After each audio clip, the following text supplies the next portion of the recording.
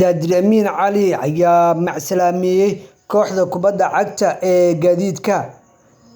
Macalinka kooxda kubadda cagta gaadiidka Daadir Amiin Cali ayaa macsalaameeyay kooxda isagoona mahad ballaaran u soo jeediyay maamulka, macallimiinta, guud ahaan ciyaartoyda. Sidoo kale maamulka kooxda kubadda cagta gaadiidka Otobaarka ayaa ugu horeeya gudoomiye Bile sida ii sharfay igu garab istaageen inta aan kooxda ku sugnaa. Sidoo kale waxaan u mahad celinayaa macallimiinta iyo ciyaartoyda iga caawisay guulaha aan ka gaaray intaan wada joognay sida quruxda badan ku soo dhamaaday waqtiga.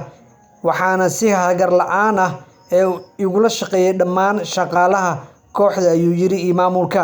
Waxaan jeclaystay inaan halkan ka macsalaameeyo maamulka, macallimiinta, ciyaartoyda, taageerayaasha iyo qof walba oo ka mid ah familka kooxda gaadiidka faca weyn. Sidoo kale waxaan aad ii garab istaagay yiri kooxda heshiiska aan kula jiray kaasoo dhammaaday. Waxaana u rajeynayaa horumar, caafimaad iyo sidoo kale guulo aad u fara badan, ayuu yiri macalinkan dhowaan kula guuleystay koobka horyaalka kooxda gaadiidka muddo fog ay ugu dambeysay.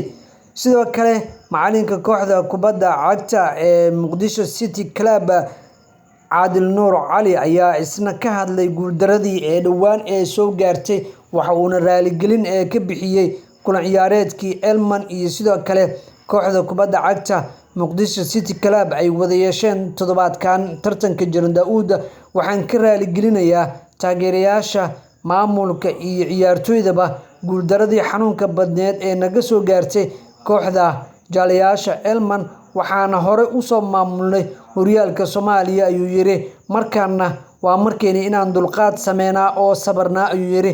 Raaligelin ayaan bixinayaa dhammaan jamaahiirta Muqdisho City Club. Waxaan sidoo kale rajeynayaa soo laabasho aad u qurux badan, ayuu yiri laacibkan oo markaa waqti badan ku soo qaatay isagoo ciyaartoy ah iyo sidoo kale isagoo macallin ah. Dhanka kale xiriirka kubadda gacanta ama handball-ka ayaan eegi doonaa. Xiriirka kubadda cagta Soomaaliyeed ayaa maanta waxay qabteen tartan lagu maamuusayay dabaaldegga xuska toddobaadka ciyaaraha kubadda gacanta iskuulada. Xiriirka kubadda gacanta Soomaaliya Handball Federation ayaa maanta qabtay tartan lagu maamuusayay munaasabadda toddobaadka ciyaaraha kubadda gacanta iskuulada. Sidoo kale waxay tartankan ku qabteen iskuulka barbaarinta booliska Soomaaliyeed, halkaas oo tartanka lagu qabtay dhammaan ciyaartoyda iskuulaadka, iyagoona iskuulka barbaarinta loo kala bixiyay qeybo kala duwan.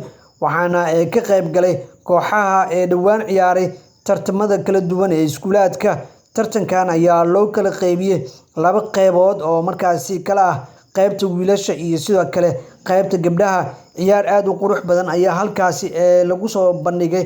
Ciyaartoyda markaasi ciyaaraya ayaana soo bandhigay ciyaaraha aad ku xiisaha badan, iyagoona lagu dabaaldegayay toddobaadka ciyaaraha kubadda gacanta iskuulaadka. Waxaana tartankaas soo qabanqaabiyay xiriirka kubadda gacanta dalkeena Soomaaliya.